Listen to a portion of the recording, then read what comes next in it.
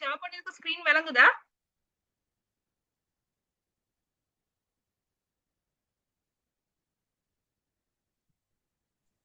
ஓ miss விளங்குது, file தான் தெரியுது. ஃபைல் தானே தெரியுது. இப்ப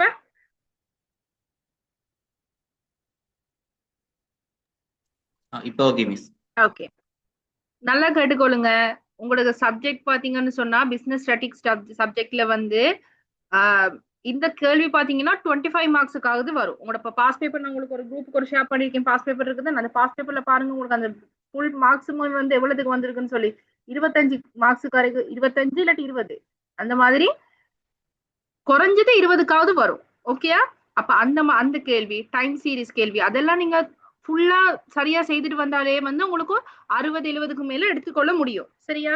சோ முதல்ல பேப்பர் எடுத்தீங்கன்னா உங்களால ஈஸியா எது செஞ்சு மூவ் ஆக முடியுமோ அந்த கொஸ்டின்களை சஜஸ்ட் செய்ய பாருங்க. நான் ஃபர்ஸ்ட் இந்த இதுல சொல்றது வந்து இந்த கோரிலேஷன் டைம் சீரிஸ் அந்த மாதிரி சப்ஜெக்ட்ஸ் இருக்கு, அதுகளை செய்துட்டு போங்க. ஈஸியா உங்களுக்கு பாஸ் பண்ணிக்கொள்ள முடியும். ஓகே? அப்ப இந்த கோரிலேஷன் சப்ஜெக்ட் என்னன்னு சொன்னா 2 வேரியபிள்ஸுக்கு இடையிலான ரிலேஷன்ஷிப், அதாவது 2 காரணி இருக்கு. என்னென்ன காரணி? எக்ஸ் காரணி அண்ட் ஒய் காரணி. இந்த 2 காரணிகளுக்கு இடையிலான ரிலேஷன்ஷிப் எப்படியான பாசிட்டிவான ரிலேஷன்ஷிப் இருக்கா, நெகட்டிவான ரிலேஷன்ஷிப் இருக்கான்றத கால்குலேட் பண்ற சப்ஜெக்ட் தான் இந்த கோரிலேஷனும் ரிலேஷனும் சப்ஜெக்ட். சரியா? அந்த சப்ஜெக்ட்ல வந்து நீங்க பாத்துக்கிட்டு இருந்தீங்க 2024 பேப்பர் தானே பாத்துக்கிட்டு இருந்தீங்க. சரியா? அந்த பேப்பர் பார்க்க முன்னாடி ஃபர்ஸ்ட் உங்களுக்கு கொஸ்டின் கேட்பாங்க வந்து என்னது, கிராஃப் வரைய சொல்லுவாங்க. செகண்ட் கோரிலேஷனை கால்குலேட் பண்ண சொல்லுவாங்க. தேர்ட் ரீக்ரேஷனை கால்குலேட் பண்ண சொல்லுவாங்க. ஓகேயா?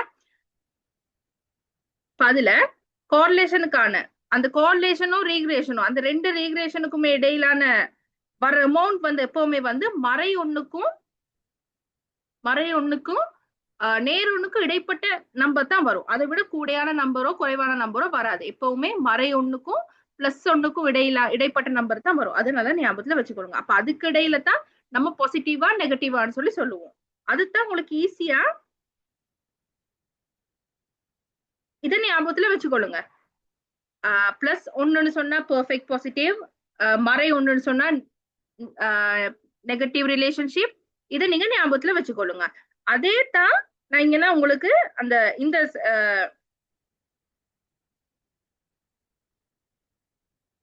இந்த வடிவத்துல நான் உங்களுக்கு சொல்லி இருக்கிறேன் பாருங்க. ஜீரோன்னு சொன்னா என்னது? No correlation. இதுவே மறை ஒண்ணுக்கும் ஜீரோக்கும் இடையில வந்தா நெகட்டிவ் கோரிலேஷன், பாசிட்டிவ் கோரிலேஷன். அதுலயும் இருக்குது வீக் பாசிட்டிவா, மாடரேட் பாசிட்டிவா, ஸ்ட்ராங் பாசிட்டிவா. அப்ப அதுதான் இப்ப 0-1க்கும் 0-7க்கும் இடைப்பட்ட ஒரு நம்பர் உங்களுக்கு கோரிலேஷன் செய்றீங்க தானே. இப்ப சமன்பாடு போட்டு கோரிலேஷனை செய்து முடிக்கிறீங்க. முடிக்கிற நேரம் உங்களுக்கு ஒரு ஆன்சர் வரும்.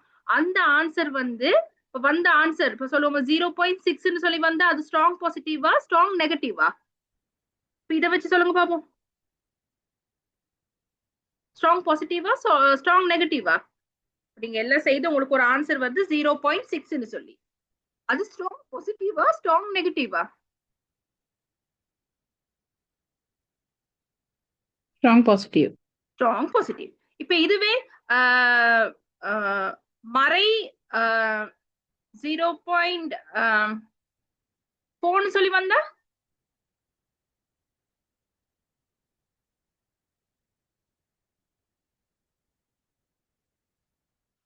எதுக்கு இடையில வரும்? இந்த 2க்கு இடையில தானே வரும். அப்ப அது என்னது? மாடரேட். இப்ப உங்களுக்கு விளங்கிச்சா அது ஸ்ட்ராங் பாசிட்டிவா கோரிலேஷன் இல்லையா? வர்ற ஆன்சர் என்ன நம்பருக்கு இடைப்பட்டு வருதுன்னு சொல்லி பாருங்க. கண்டிப்பா வந்த ஆன்சர் நேர் ஒண்ணுக்கும் மறை ஒண்ணுக்கும் இடைப்பட்ட ஆன்சரா தான் இருக்கும். ஓகேயா? அது கிளியர் தானே? ஓகேயா? அடுத்தது பாருங்க, இது வந்து ரீக்ரேஷன் இருக்கு, கோரிலேஷன் ரீக்ரேஷன் ரெண்டையும் கேட்பாங்க. அப்ப ரீக்ரேஷனுக்கான சமன்பாடு பாத்தீங்கன்னு சொன்னா y சமன் இதுதான் சமன்பாடு. சரியா? ரீக்ரேஷன் சமன்பாடு செய்யறது வந்து நீங்க சமன்பாடு எடுக்கணும். y சமன் a சக bx என்ற சமன்பாடு நீங்க எடுக்கணும். இப்ப இதை எடுக்கிறதுக்கு முதல்ல நம்ம என்ன செய்யணும்? இந்த ஏக்கான காரணியும் பிக்கான காரணியும் கண்டுபிடிக்கணும். என்ன நம்பரை கண்டுபிடிக்கணும். அப்ப இந்த ஏக்கான காரணியை கண்டுபிடிக்கிறதுக்கு ஒரு சமன்பாடு இருக்கு, பிக்கான காரணியை கண்டுபிடிக்கிறதுக்கு ஒரு சமன்பாடு இருக்குது. இப்ப பிக்கான காரணியை கண்டுபிடிக்கிறதுக்கான சமன்பாடு தான் இது. ஓகே, ஏக்கான சமன்பாடை கண்டுபிடிக்கிறதுக்கான சமன்பாடு தான் இது. இது ரெண்டையும் கண்டுபிடிச்சதுக்கு பிறகு நம்ம சமன்பாடை எழுதுவோம். இதுல y சொல்றது வந்து டிபெண்டன்ட் வேரியபிள், x சொல்றது வந்து இண்டிபெண்டன்ட் வேரியபிள். நான் சொன்னேன், இப்ப உங்களுக்கு சார்ட் கொடுக்குறாங்க, சார்ட்ல வந்து எது இண்டிபெண்டன்ட் வேரியல் எது டிபெண்டன்ட் வேரியல்னு கண்டுபிடிக்கணும். சரியா? இப்ப நான் 2024 பேப்பர் போடுறேன், இப்ப சொல்றேன் உங்களுக்கு. இப்ப y சொல்றது வந்து டிபெண்டன்ட் வேரியபிள், b சொல்றது வந்து இண்டிபெண்டன்ட் வேரியபிள். அப்ப உங்களுக்கு ஒரு சார்ட் எக்ஸாம் பேப்பர்ல கொடுத்துருக்காங்கன்னு சொன்னா அவங்க உங்களுக்கு எது எக்ஸ் எது வைன்னு சொல்லி சொல்ல மாட்டாங்க. நீங்க தான் எது எக்ஸ் எது வைன்றத கண்டுபிடிக்கணும். சரியா? இப்ப எக்ஸ் சொல்றது எதுவா இருக்கணும்? டிபெண்டன்ட் வேரியபிளா இருக்கும். சாரி, இண்டிபெண்டன்ட் வேரியபிளா இருக்கணும். y சொல்றது என்னது? டிபெண்டன்ட் வேரியபிளா இருக்கணும். ஓகேயா? அது கிளியர் தானே உங்களுக்கு? ரீக்ரேஷன் சொல்றது இந்த சமன்பாடு எடுக்கணும். இந்த சமன்பாடு எடுக்கிறதுக்கு ஏக்கு ஒரு சமன்பாடு இருக்கு, பிக்கு ஒரு சமன்பாடு இருக்குது. அதை ஞாபகத்துல வச்சுக்கணும். கணக்கு செய்து கொண்டு போனா உங்களுக்கு விளங்கும். அதே மாதிரி correlation.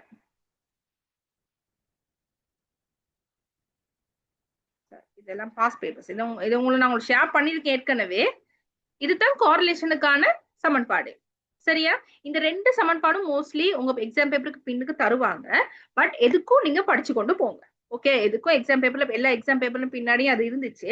பட் அதை நான் ஷோ பண்ண மாட்டேன், கண்டிப்பா தருவாங்களான்னு சொல்லி. ஆனா தருவாங்க. ஓகே, எதுக்கும் நீங்க கொஞ்சம் பாடமாக்கி மெமரைஸ் பண்ணி கொண்டு போங்க. இப்ப 2024 பேப்பர் பாருங்க, உங்களுக்கு நான் போட்டிருக்கேன். அந்த ஸ்கிரீனுக்கு ஷேர் ஆகுது இல்லைன்னு சொல்றீங்க. அந்த பேப்பர் எடுத்துக்கொள்ளுங்க. 2024 பாஸ் பேப்பர். சரியா? அந்த பாஸ் பேப்பர்ல பாருங்க, முதல் கொஸ்டின் உங்களுக்கு சொல்லி இருந்துச்சு.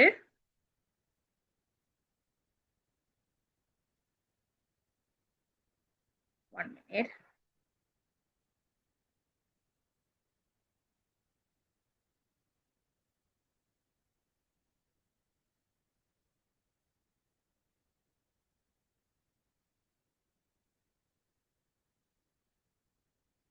உங்களுக்கு இப்ப இந்த பாஸ் பேப்பர் ஷேர் ஆகி இருக்கா? இந்த நோட் ஷேர் ஆகி இருக்கு தானே?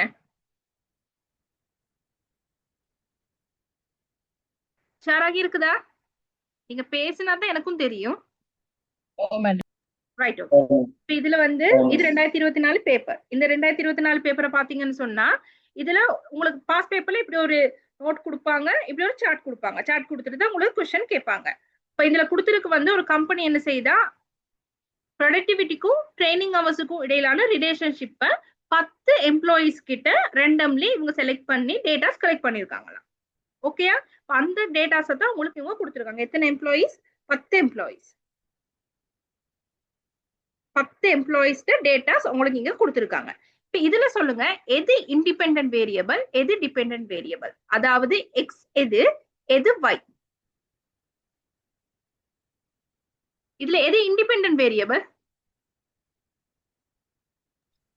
Training hours. Training hours. இதுல டிபெண்டன்ட் வேரியபிள் எது டிபெண்ட் பண்ணி இருக்குது?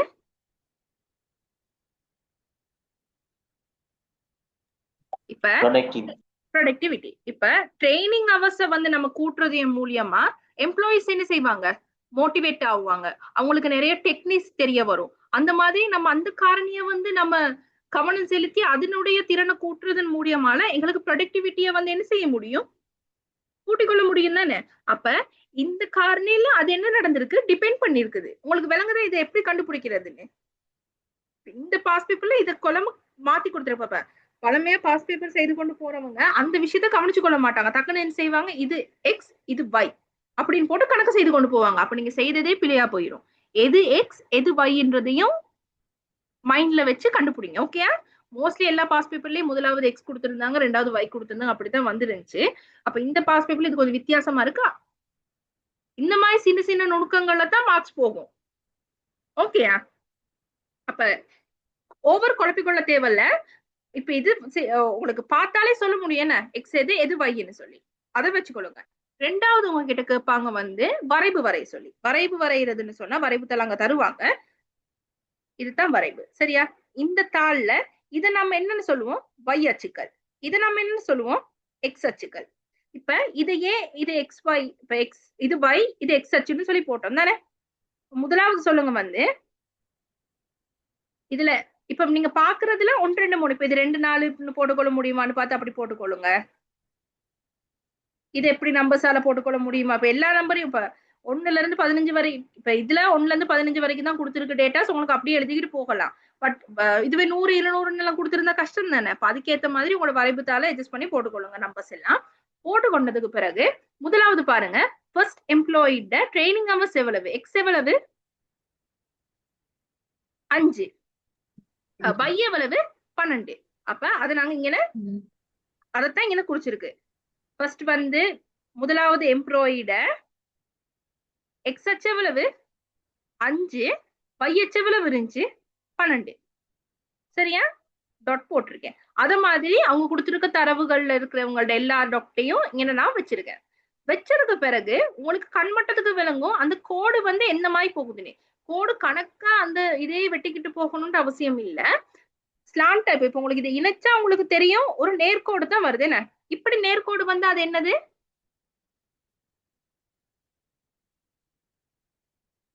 பாசிட்டிவ். பாசிட்டிவ். இதுவே இப்படி நேர்கோடு வந்தா நெகட்டிவ். நெகட்டிவ். சரியா? அப்ப உங்களுக்கு இப்ப இது இந்த வரைபடத்தை பார்த்தே உங்களால சொல்ல முடியும். இந்த வரைபடத்துல எப்படி போகுது கோடு? பாசிட்டிவ் ஒன்னு நோக்கி போகுது. ஓகே.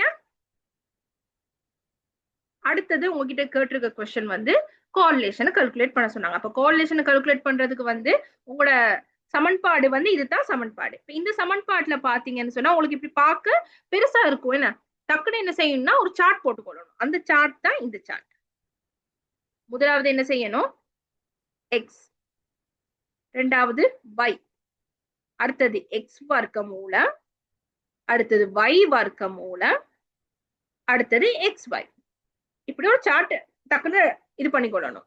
சரியா? இப்ப எக்ஸ் காரணிகள் சொல்லுங்க பாப்போம். உங்களோட சார்ட்ல கொடுத்திருக்காங்க எக்ஸ் காரணிகள் 5. என்னென்ன காரணிகள்? எக்ஸ் காரணிகள் 5, 7, 4, 6, 8, 4, 6, 3, 9, 2. அது அப்படியே லைன்ல எழுதிக்கிட்டு வாங்க. அதே மாதிரி y காரணி. y காரணி என்னது? 12, 15, 10, 14 சார்ட்ல இருக்குது. அது அப்படியே எழுதிக்கிட்டு வாங்க. நேரா எழுதிக்கிட்டே வாங்க. எழுதிட்டு வந்ததுக்கு பிறகு இப்ப அடுத்தது என்னது? எக்ஸ் வர்க்க மூலம். அப்ப முதலாவது எக்ஸ் வர்க்க மூலம். எக்ஸ் ஃபர்ஸ்ட் நம்பர் என்னது? 5. 5 வர்க்க மூலம் எவ்வளவு? 25. 25. அடுத்தது y வர்க்க மூலம். y வர்க்க மூலம் எவ்வளவு? 12 தர 2 வர்க்க மூலம் 144. அடுத்தது என்னது? X Y. எக்ஸ் ஒய் சொல்றது என்னது? இங்க பெருக்கல் அடையாளம் இருக்குதுன்றது ஞாபகம் வச்சுக்கோங்க. எக்ஸ் ஒய்ன்றது இங்க பெருக்கல் அடையாளம். அப்ப எக்ஸையும் ஒய்யையும் பெருக்குனா இங்க எவ்வளவு வரும்? 5ஐயும் 12ஐயும் பெருக்குனா 60 வரும். அதே தான் இங்க என்ன செய்திருக்காங்க. அடுத்தது என்ன செய்திருக்காங்க? இதுதான் அந்த சார்ட். இதுதான் அந்த சார்ட். ஓகே, விளங்கிச்சா? இது ஃபர்ஸ்ட் எம்ப்ளாயிட. செகண்ட் எம்ப்ளாயிட எக்ஸ் 7, 15.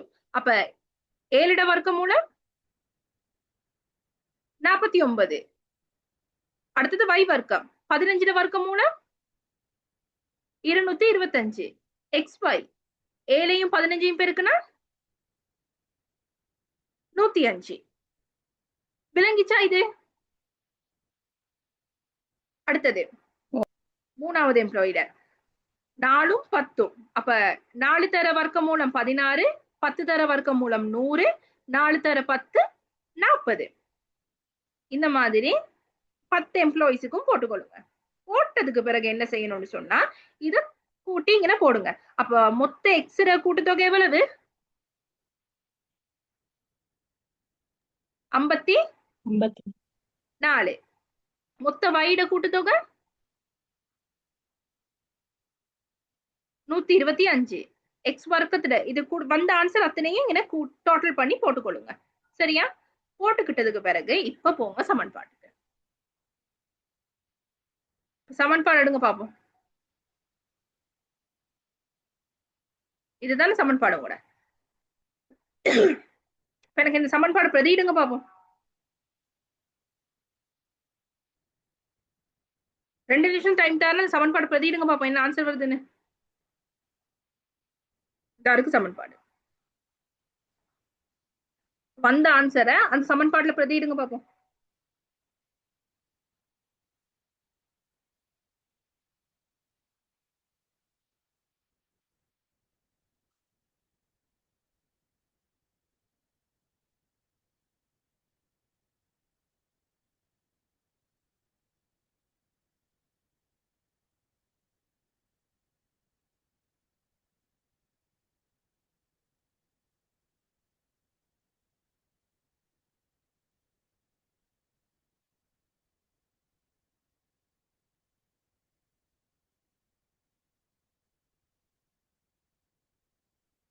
என்ன ஆன்சர் வந்துச்சு?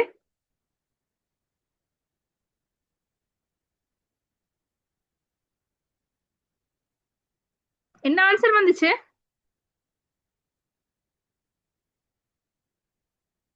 ஓகே, இப்ப முதலாவது நம்ம என்ன செய்ய போறோம்? இதற்கு சமன்பாடு.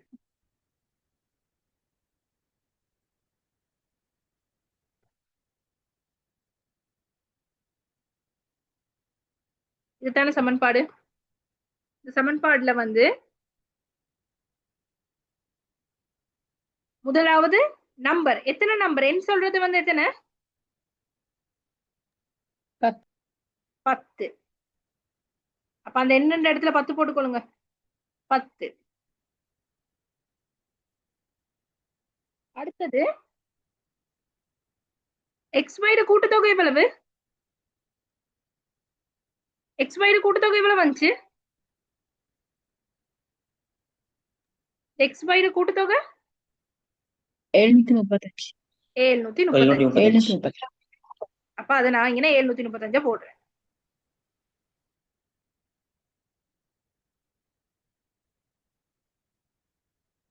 மைனஸ் அடுத்தது எக்ஸ் கூட்டுத்தொகை. எக்ஸ் கூட்டுத்தொகை எவ்வளவு வந்துச்சு? 54.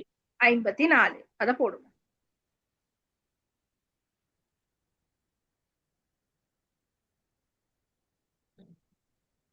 அடுத்தது வைர கூட்டுத்தொகை 125. 125. அதான போட்டுக்கிறோம். அதன் கீழ் வர்க்கமூலம் திரும்பியும் பிராக்கெட்குள்ள என்ன வருது? நல்லா பார்த்துக்கொள்ளுங்க. இது அத்தனையும் சேர்த்துதான் வர்க்கமூலம். அதுகளை தான் கொஞ்சம் கவனிச்சு கொள்ளணும். அப்ப பிராக்கெட்குள்ள என்ன எவ்வளவு? 10. எக்ஸ் வர்க்கமூலம் எவ்வளவு? கூட்டுத்தொகை எவ்வளவு? 336.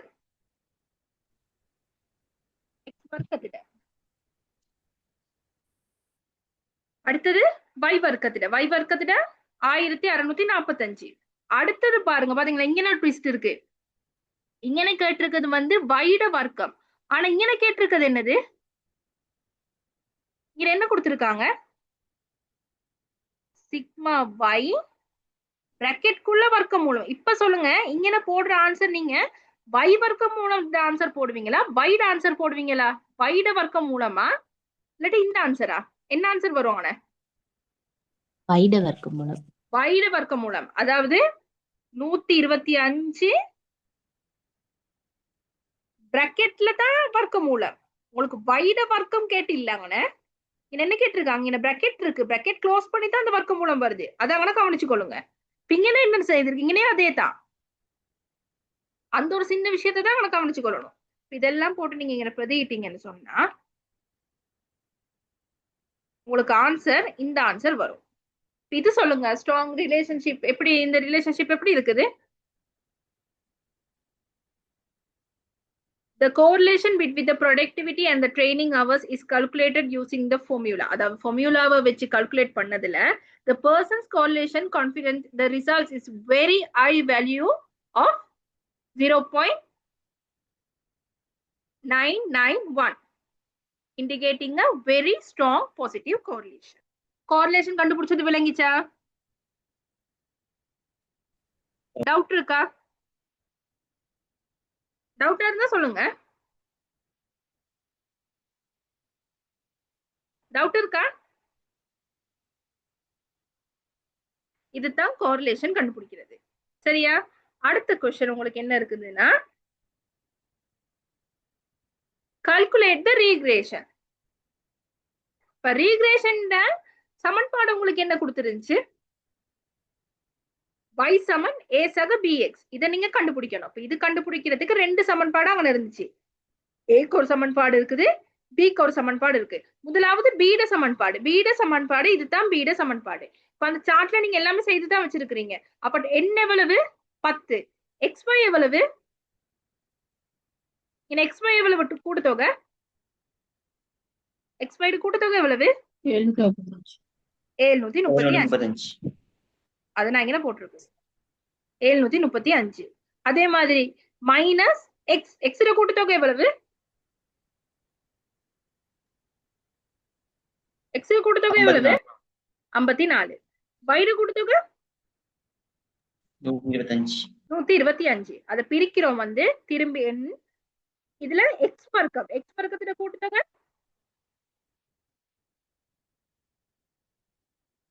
எக்ஸ் வர்க்கத்துக்கு கூட்டுத்தொகை எவ்வளவுங்க? 336. 336. சரியா? அப்ப இங்கனே ஒரு சின்ன இது இருக்குது. இங்க பாருங்க, எக்ஸ் வர்க்க மூலம் தான் கேட்டிருக்கு, எக்ஸ் வர்க்கம் கேட்டில்லை. இங்க பிராக்கெட் நடுவுல பிராக்கெட் இருக்கு, அதை பாருங்க. அப்ப எக்ஸ் கூட்டுத்தொகை எவ்வளவு? 54 வர்க்க மூலம். இதை செய்தீங்கன்னு சொன்ன உங்களுக்கு பீட ஆன்சர் வரும். இப்ப ஏட ஆன்சர் எடுக்கணும். ஏட ஆன்சர் எடுக்கிறதுக்கு வந்து இது வந்து செகண்ட் ஆப்ஷனா வச்சுக்கொள்ளுங்க. சரியா? ஏட ஆன்சர் எடுக்கிறதுக்கு அந்த இது உங்களோட அந்த 1 minute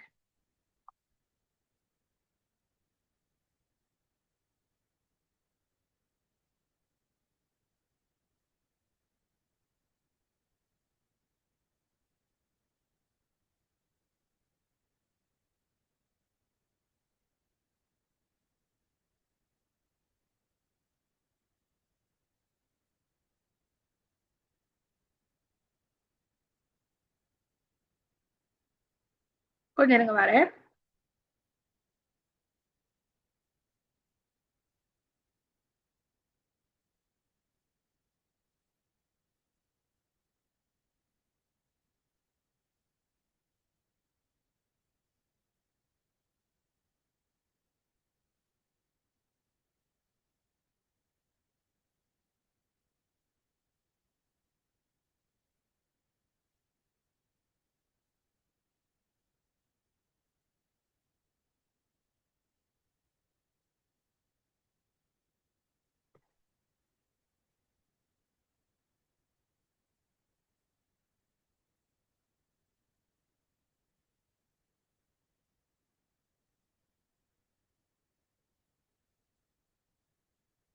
அதான் ஸ்கிரீன் ஷேர் ஆகுது தானே?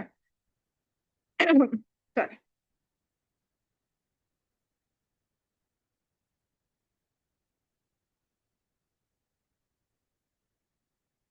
ஓகேயா? இப்ப ஏட சமன்பாடு பாருங்க, இதுல இருக்குது. என்ன சமன்பாடு இருக்குது?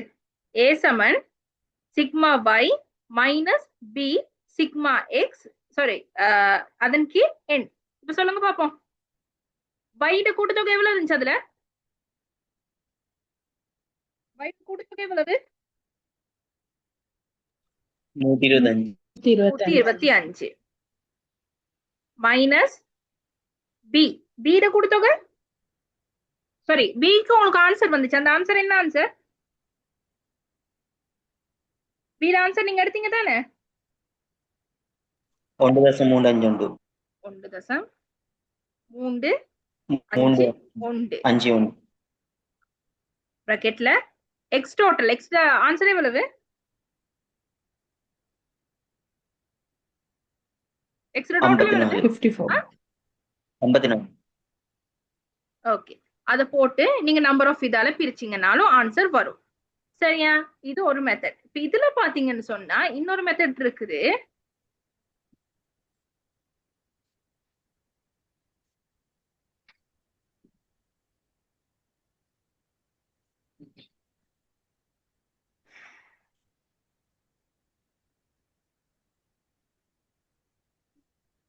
சரியா? இதுல என்ன செய்திருக்காங்கன்னு சொன்னா, உங்களுக்கு இந்த ஸ்கிரீன் ஷேர் ஆகி இருக்கு தானே?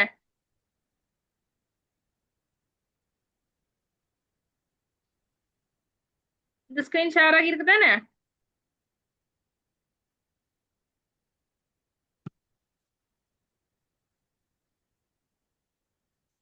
இவங்க வந்து இந்த சமன்பாடை வந்து y சமன் a சக bx தானே? இவங்க என்ன செய்திருக்காங்க, a இந்த பக்கம் எடுத்திருக்காங்க. சரியா? அப்ப இப்ப நாங்க என்ன இந்த சமன்பாடு படி அவங்க செய்திருக்காங்க. இப்ப இதுதானே சமன்பாடு. அப்ப இந்த ஏன்ற காரணம் இங்கிட்டு வந்தா என்ன நடக்கும்? இந்த y கூட்டுப்படுத்து இங்கிட்டு வந்தா மறைவையா மாறும். என்ன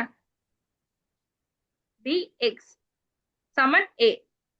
இப்ப x ன்ற கூட்டுத்தொகை உங்களுக்கு தெரியும். x ன்ற டோட்டல் நம்பர் எவ்வளவு வந்துச்சு எங்களுக்கு கூட்டினா 10. அது பிரிச்சிருக்காங்க நம்பர் ஆஃப் டோட்டலால 5.4. y ட கூட்டுத்தொகை 125. அது பிரிச்சிருக்காங்க நம்பர் ஆஃப் டோட்டலால 12.5.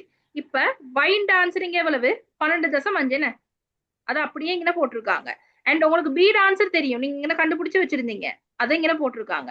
அண்ட் உங்களுக்கு இப்ப x ட ஆன்சர் தெரியும். x இந்த இருக்கு 5.4 போட்டிருக்காங்க. அதை செய்தாலும் உங்களுக்கு இந்த ஆன்சர் தான் வரும்.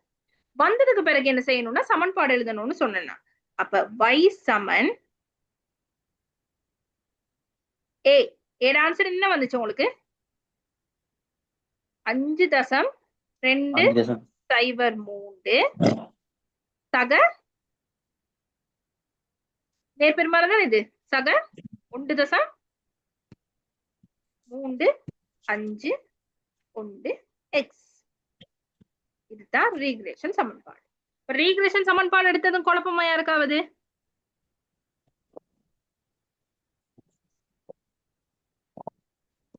யாருக்காவது குழப்பம் இருக்கா?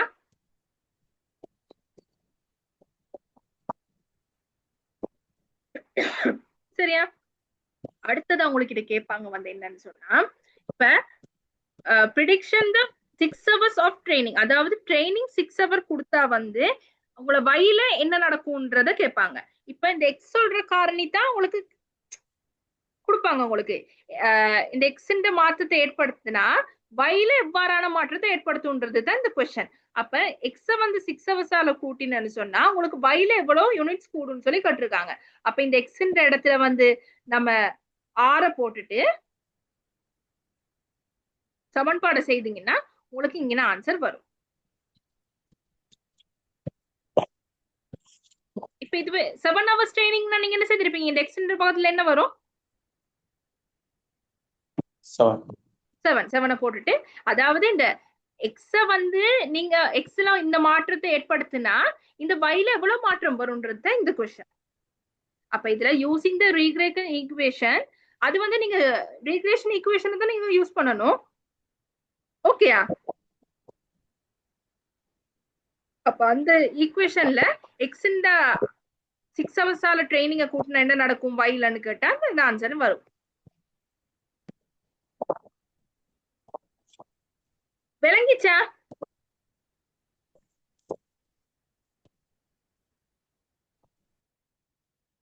யாருக்காவது குழப்பம் இருக்கா?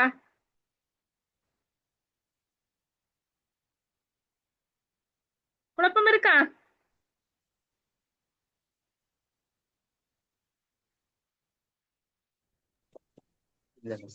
மேடம் அப்ப ஆன்சர்ல கன்க்ளூஷன் எழுத வேணுமா? கன்க்ளூஷன் கேட்டிருந்தா கன்க்ளூஷன் நீங்க எழுதணும். இந்த வயில இவ்வளவு நம்ம இது பண்றதுனால இந்த இருக்குது 1 minute.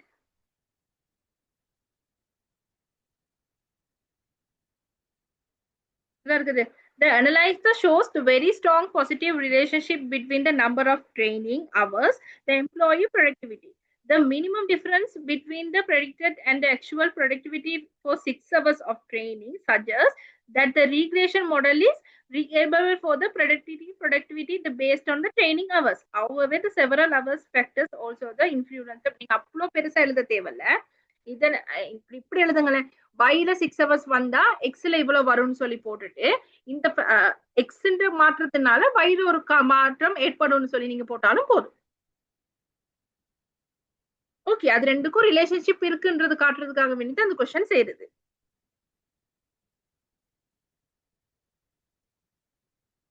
கிளியரா? இன்னொரு கொஸ்டின் பாக்குறீங்களா?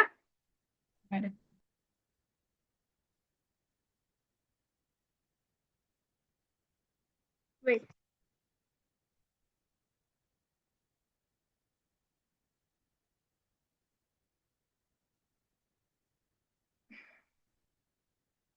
பாருங்க உங்களுக்கு நான் போடுறேன்.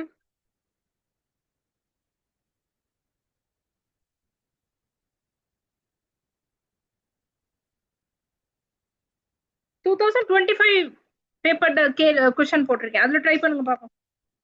குரூப்புக்கும் போட்டிருக்கேன் பாருங்க.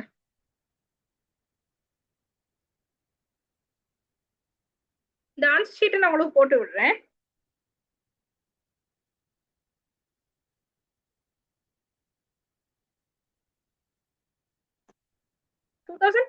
பேப்பர் அது.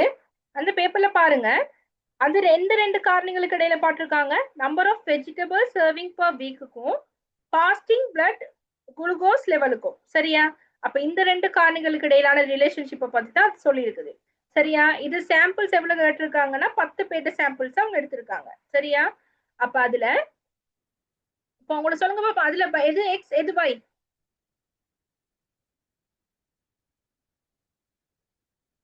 எது எக்ஸ் எது y?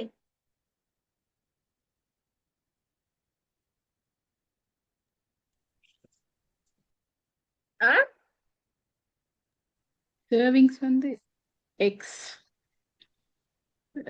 Number level of of vegetable வந்து எக்ஸ், லெவல் ஆஃப் வந்து y என்ன செய்யுது? அதாவது டிபெண்டன்ட் எது எதுல டிபெண்டா இருக்குது?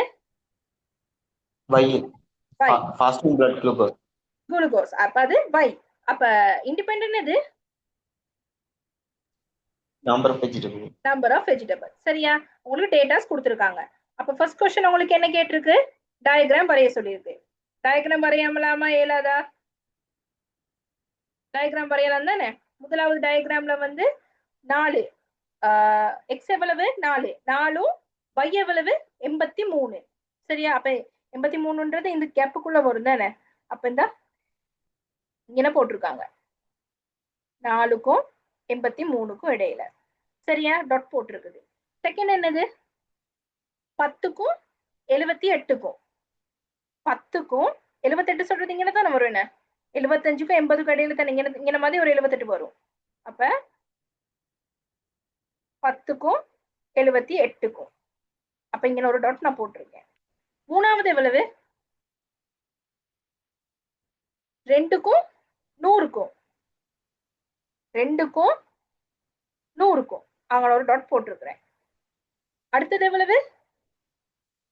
3க்கும் 98க்கும். 98 சொன்னா இங்க மாதிரி தானே வரும்.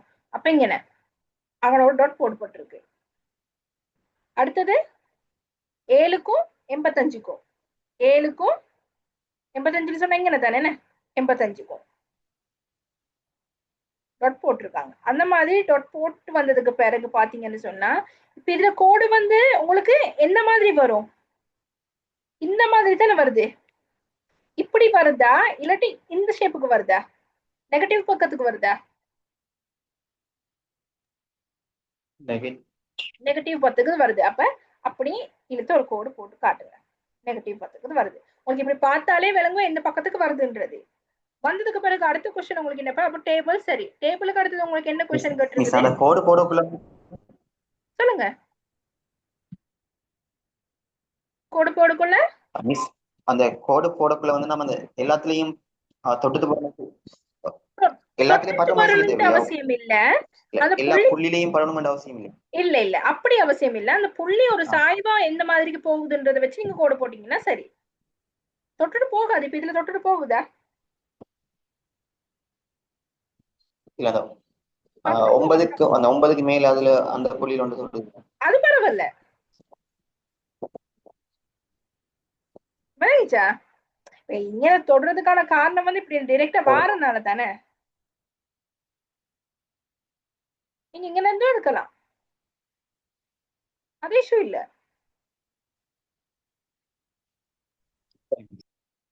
ஓகேயா?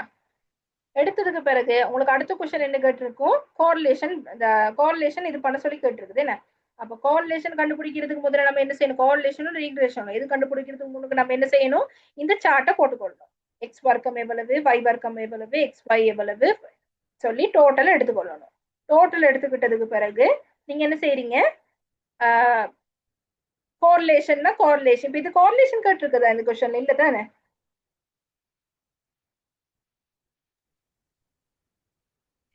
கோரிலேஷன் கேட்டிருக்குது. தென் கோரிலேஷன் சாரி கோரிலேஷன் கேட்டிருக்குது. ஸோ கோரிலேஷன் கண்டுபிடிக்கணும். கோரிலேஷன் அந்த சமன்பாட்டை நீங்க அப்படியே பிரதிக்கிட்டீங்கன்னா சரி. இந்த சமன்பாட்டுல பாருங்க உங்களுக்கு ஆன்சர் எப்படி வந்திருக்குது? மறை.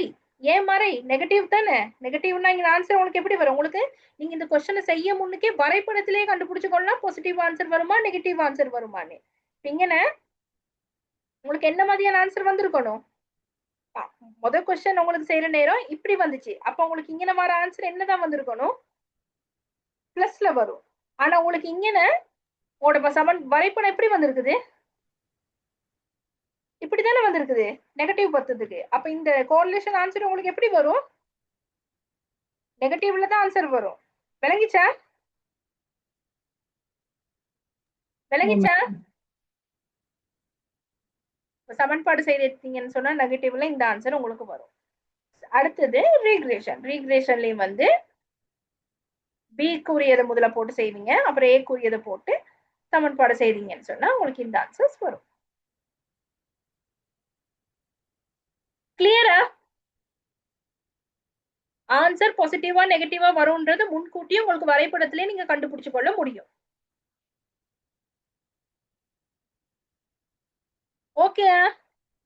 அப்ப மத்த பாஸ் பேப்பர் அதாவது 2016ல இருந்து 18 வரைக்கும் நாளைக்கு இல்ல செவ்வாய்க்கிழமை ஒரு கிளாஸ் போடுறேன். அப்ப அதுக்குரிய எல்லா ஆன்சர்ஸோட உங்களுக்கு அந்த கொஸ்டின்களையும் பார்த்தா இன்னும் தெளிவா உங்களுக்கு விளங்கும். அப்ப 2024 2025 ஆன்சர்ஸ் நான் அப்புறம் உங்களுக்கு போட்டு விடுறேன். விளங்கிச்சா? விளங்காம எதுவும் இருக்கா? அப்ப அந்த கொஸ்டினையும் பாக்குற நேரம் உங்களுக்கு ஈஸியா இருக்கும். இது 2024 2025 பேப்பர்.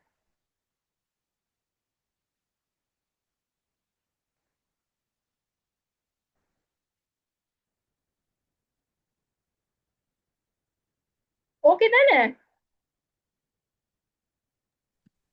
ஓ மேடம். Okay miss. ஓகே.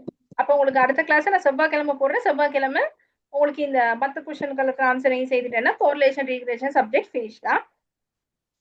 சரிங்களா? அடுத்தது பயோனோமல் அதெல்லாம் சேர்த்து ஒரு கிளாஸும், டைம் சீரியஸ் ஒரு கிளாஸும், ஐபத்திஸ் ஒரு கிளாஸும், மற்ற சப்ஜெக்ட் ஒரு கிளாஸும் போட்டுருந்துச்சுன்னா ஒரு கிளாஸ் ஓகே.